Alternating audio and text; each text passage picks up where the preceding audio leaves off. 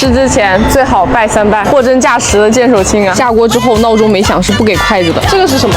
板蓝根青菜。1年1度吃鲜菌的季节又到了，全部都是空运来的高原鲜菌。看看这个剑手青的变化，迷人心魄。所有菌菇全部投入，冒白烟就可以下鸡肉片。